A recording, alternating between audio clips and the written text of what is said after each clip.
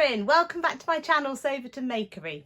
Welcome to all my wonderful subscribers. You are very welcome here as always. And welcome to anybody that's new to my channel. Right, today I've got a very exciting video. I am very lucky that I am part of the Vlog Hop tour for the brilliant new challenge called A Gift to November. Now, this brilliant challenge, which I'm sure you have already heard about before, but just in case you haven't, is a fantastic challenge that has been organised by the wonderful Alison, hello Alison, and from Dot Tee, and the wonderful Adam, hello Adam, from Adam Sews. Now, these two geniuses of the sewing world decided it would be a brilliant idea for all us sewists and crafters out there to get on with our Christmas making in November. What a genius idea. I don't know about you, but I am one of those people that will always leave everything to the last minute. To be honest, even this video I'm leaving to the last minute because today is Saturday and tomorrow you'll be when you see this video, it will be Sunday. So I'm leaving it to the last minute. That is just my style. But this brilliant challenge is going to make sure that I don't do my usual thing and leave it to the last minute. It's going to mean that we all get organised. So this fantastic challenge has a few little rules and I'll just go through them. So the first rule is that the things that you make have to be made within the month of November, and you have to tag Alison from Dot Tee and Adam from the Adam Sews in your post on the 30th of November. And you can post as many things as you like, but you have to make sure that they are different gifts. So for example, if you made 5 little zippy bags for makeup, you could only enter that once. You couldn't enter 5 different zippy bags.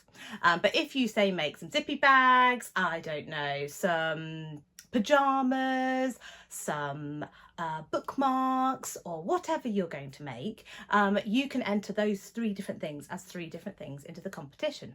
Now, this challenge has got some amazing prizes, some wonderful prizes from individual people, from some lovely independent companies, and Alison and Adam have done a brilliant job of finding all these wonderful people that are happy to donate prizes to this challenge. So what I'll do is I'll put a little picture here of the prizes that can be won, and I'll also feature some of the pictures of the Gift to November information, so you can always freeze the screen and just have a little read and a look.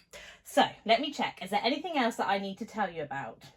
I think I've gone through the rules. So today I am recording this on Saturday, and yesterday I watched the wonderful Tamlyn from Sewn on the Time. Hello Tamlyn, if you're watching. Tamlyn did some brilliant things that you could do, and a lot of them are things that she's done brilliant tutorials on. So go and check out her video for some ideas for your Gift to November challenge for sewing. And then today it's the wonderful Bec from What Bec Sews. Hello Bec. It was lovely to see what she's going to make. She's got a whole long list and they all look brilliant, and she's got some lovely people that she's making them for. And then tomorrow, oh sorry, well actually technically tomorrow is me, but you'll be seeing this today. Sorry, I'm confusing myself. So today is me, obviously, and then tomorrow is the lovely Cath from Cath Craft. I'm sure she'll have some amazing things to show you as well.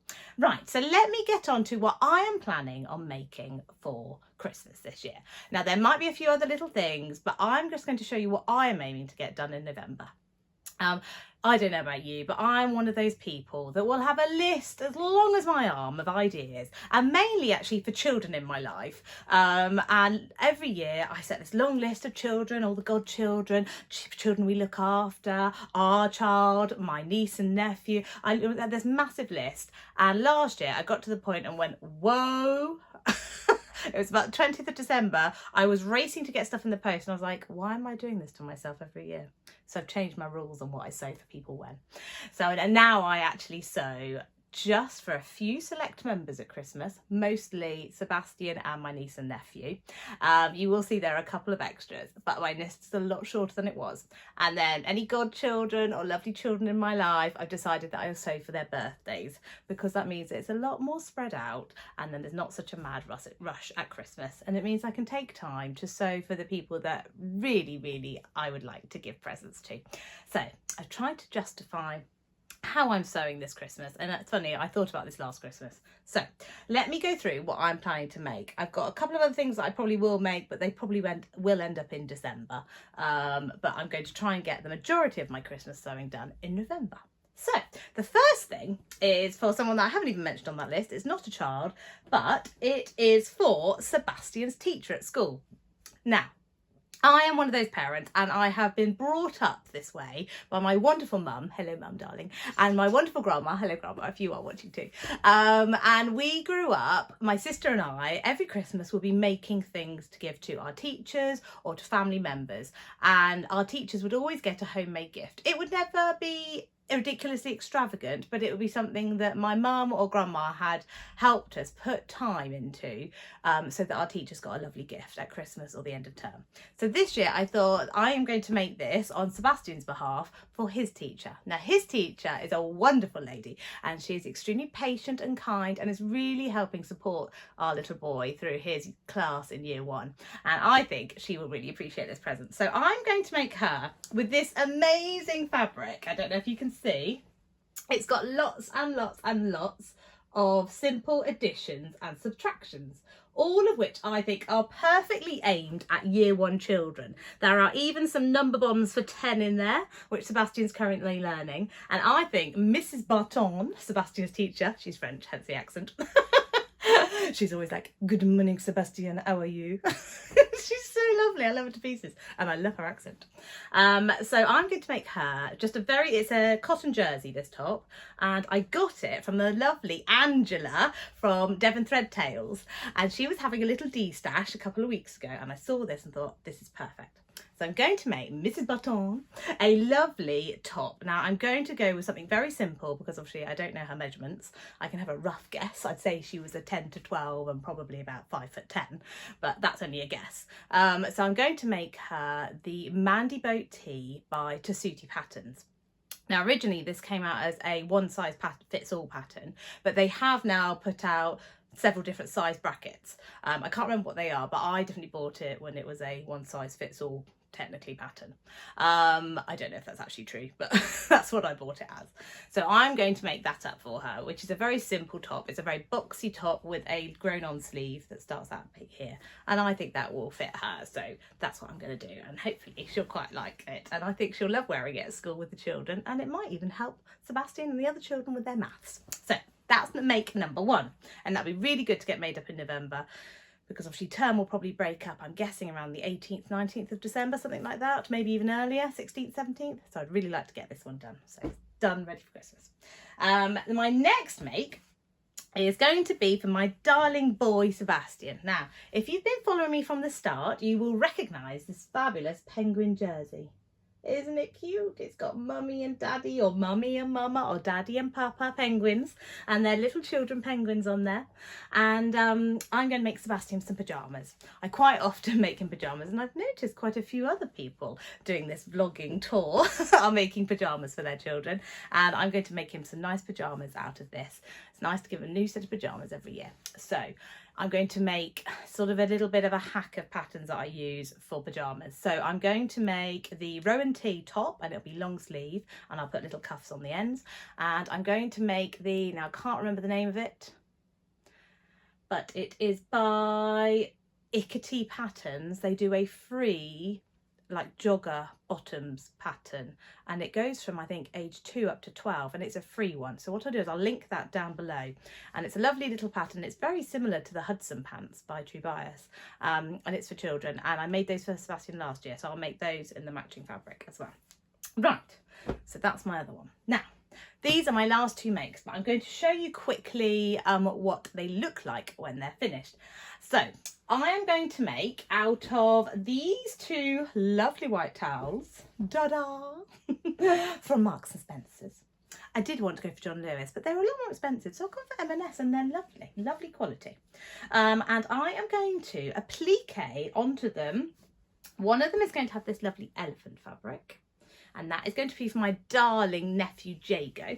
I'm going to make him a named towel, and then the other one is going to be for my wonderful friend Hannah's little girl Bee. Now her 2 older girls have already made them towels, and Bee's going to get one too, and I'm going to use this lovely Liberty quilting cotton.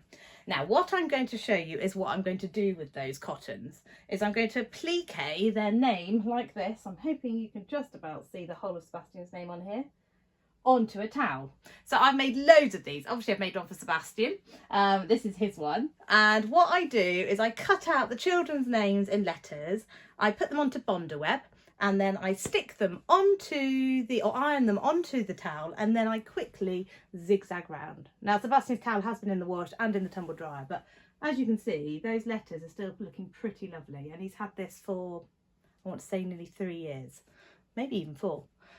So yeah, that is my thing. I've done it for lots of children in my life. I can't think how many actually I've done it for now. I know that Saffron, my niece, has already got one. As I said, Hannah's other 2 daughters have got one each as well. There's quite a few children I've done them for. My other goddaughter I've done them for. I've done them for some boys that live up the road. So yeah, quite a few people, and they always go down really well, and it's something that children use all the time. They use a towel all the time, and it's so nice when you've got, say, more than one, or even just one, because we only have our little Sebastian, that you can just grab the towel, you know it's theirs. Yeah, I just think they work really well, and they're always really appreciated. So what I was going to say, I've just lost my train of thought. I can't remember. Oh yeah, what I was going to say, you could also do this on little flannels. This would be a really nice thing, not necessarily for children, but for adults as well. If you had some lovely little quilting cottons, you could just put maybe their initial on a flannel. Yeah, that was my other idea. So what I'm going to do today though, is I'm going to treat you to a little tutorial.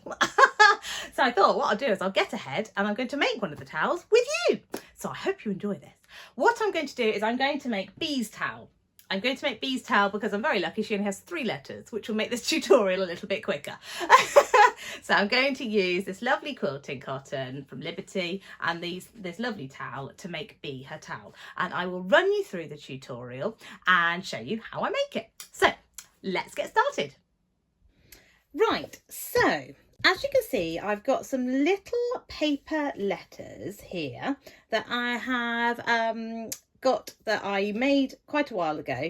As I've made quite a few of these towels, I've got a whole collection now of letters from different children's names. So these ones I already cut out, which is very handy. So B has only got 3 letters, which is very simple. And what I'm going to do for the beginning of this towel is to use some amazing stuff called Bonder web.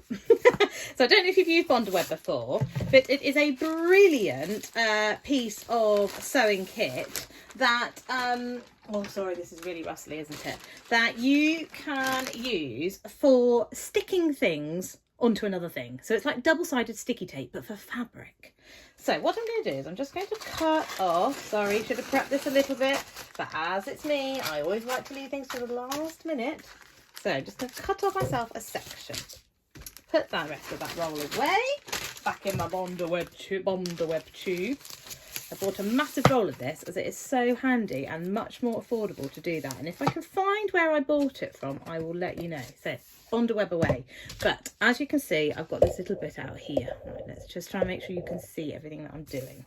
So on the Bonder web, apologies if this is a little bit simplistic, this tutorial. If you've used Bonder web before, you're probably not that fussed, but if you haven't used it before, it might be quite useful. And yeah, as I say, you can use this for lots of different applications.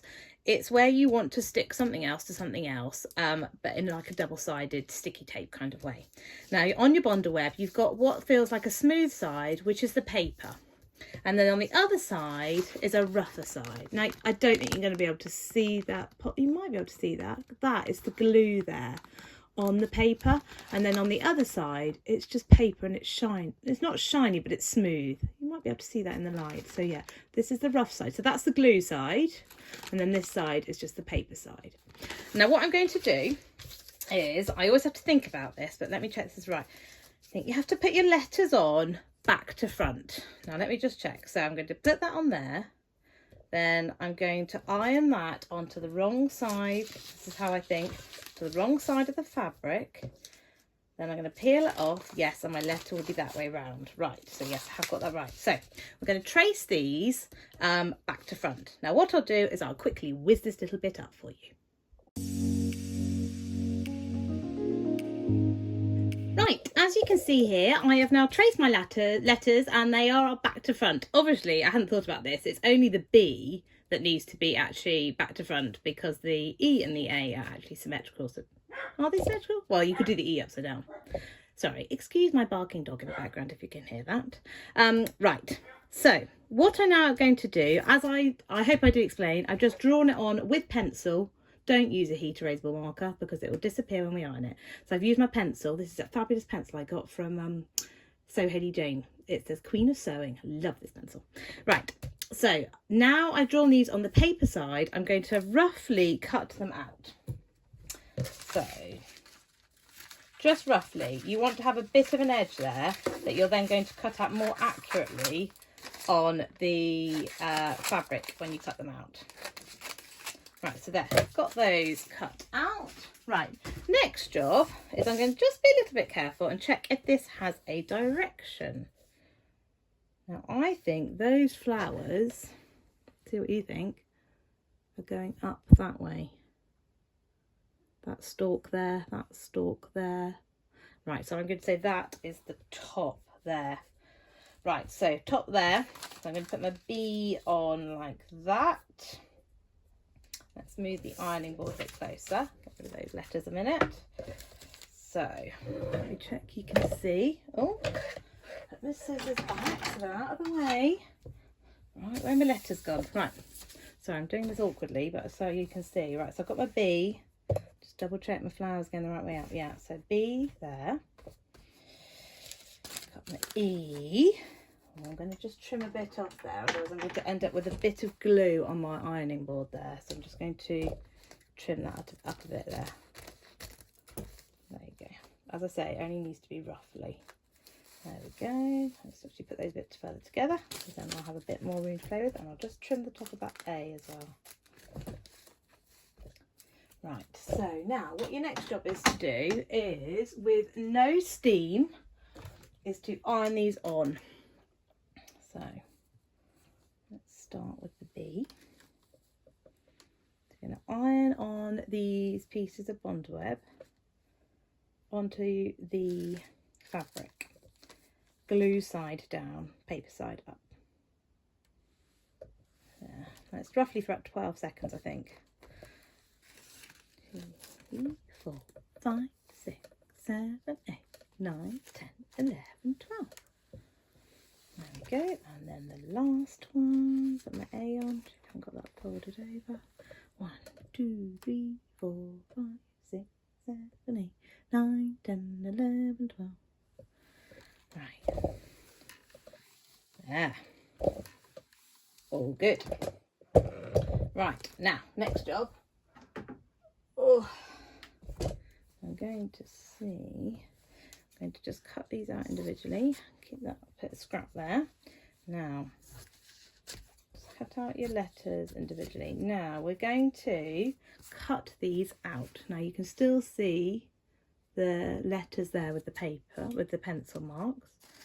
It feels a bit wrong to be cutting half paper and fabric with these scissors, but I need them really because it's got to go through the fabric too. And what you do is cut along those pencil marks you made. I'm going to get my little scissors to get out those middles of the B's. Right, I might just whiz this up for you.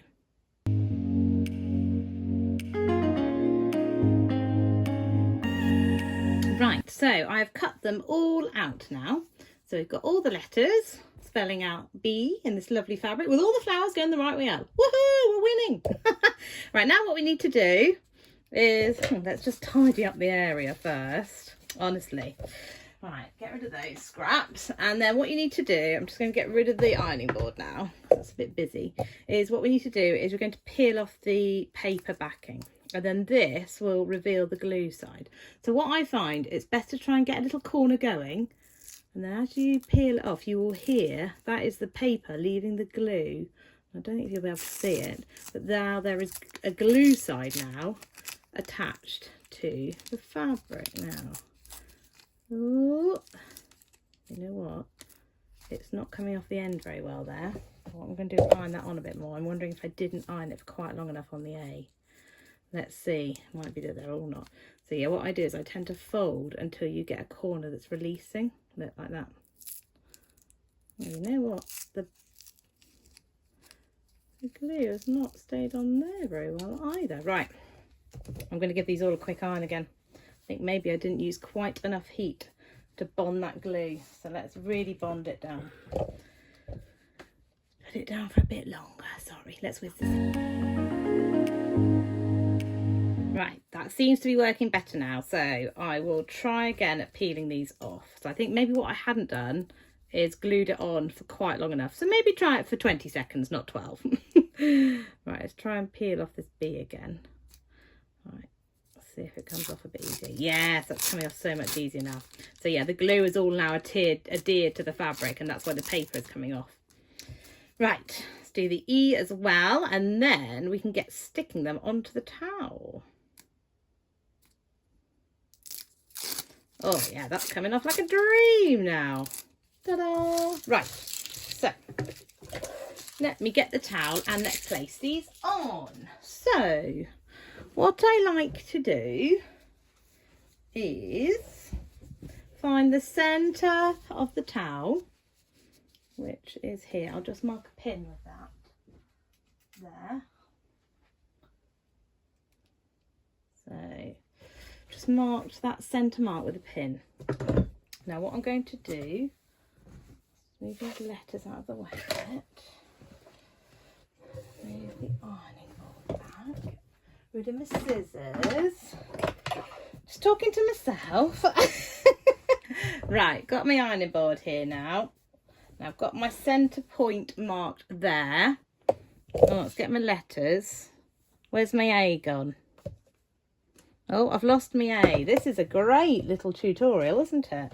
Where did my A go?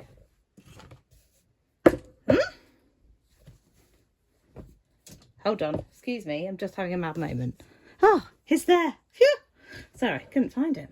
Right, so I need to put my E in the centre, and I generally put the letters just above, you know, that band that you get on a towel. So let's put my E in the centre. That's my middle letter.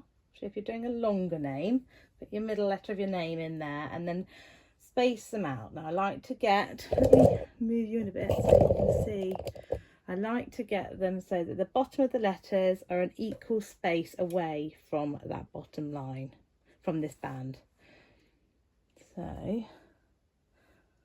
and then making sure that the letters are roughly the same distance apart. There, I think that looks quite good. So now what we're going to do is magic iron it down. I'll just check all those letters are in the right places. I'm going to iron them down. Let's do it for 21.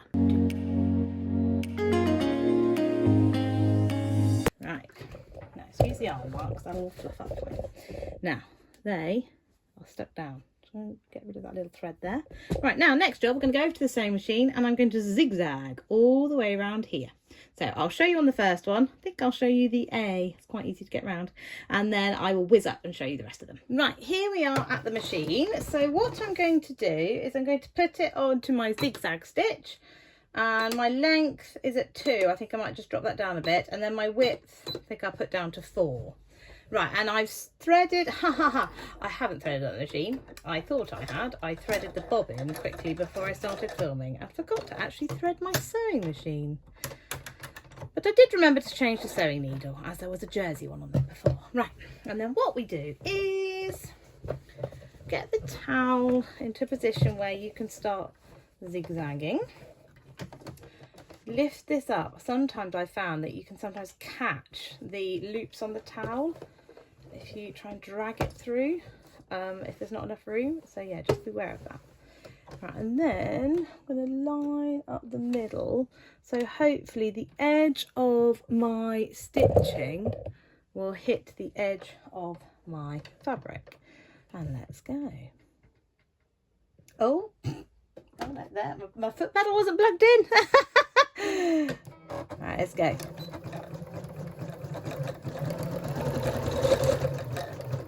Oh, I think I might put the length up again.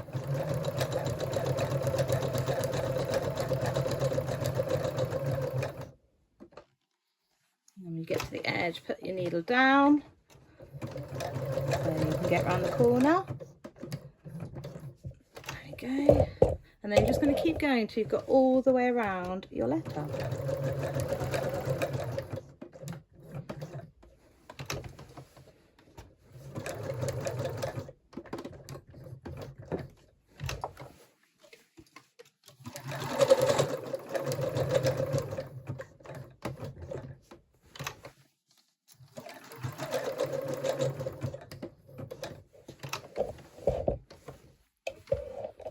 The towel keeps knocking the camera stand.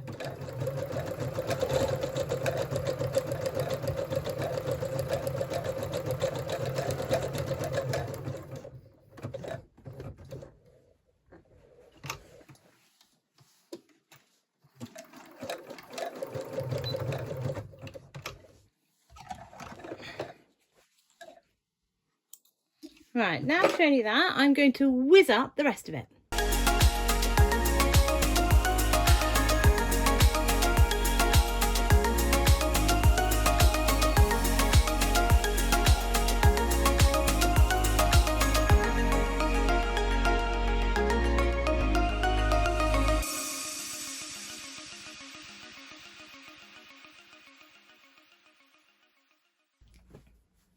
Right, so I hope you really enjoyed that tutorial. Here is my finished towel. So let me hold it up so you can see. And there you go. It says B. So yeah, let me hold it up a bit closer so you can have a really good look.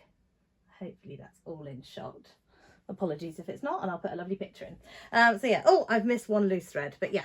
So what you do, zigzag around, and then yeah, it means that those letters will stay on there forevermore. Sorry, I missed quite a few loose threads there.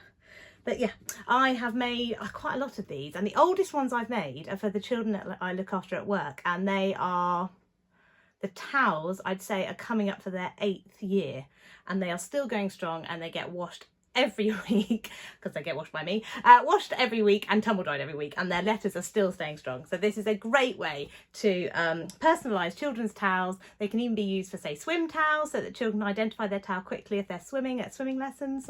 Yeah, and I think it's a great little Christmas present. So yeah, I hope you really enjoyed that tutorial. Thank you so much, Alison and Adam, for organising such a fantastic challenge. I can't believe I've made a Christmas present already. Ta-da! So right, don't forget to tag your wonderful Christmas makes, whatever stitching you do. I'm sure it'll be wonderful, and post them on the 30th of November. Thank you so much again for watching. I hope you really enjoyed it, and I will see you all again very soon. Keep well, happy sewing. Oh, and before I forget, if you've enjoyed the video, please give me a thumbs up, and I'd love to hear your comments below. I love our little conversations. And also, if you are not subscribed, please subscribe to my channel. It would mean the world to me if you could follow along with my sewing adventures. Anyway, lovely to see you. Thank you again, Alison and Adam, for organising such a wonderful challenge, and yeah, I will see you all soon. Bye.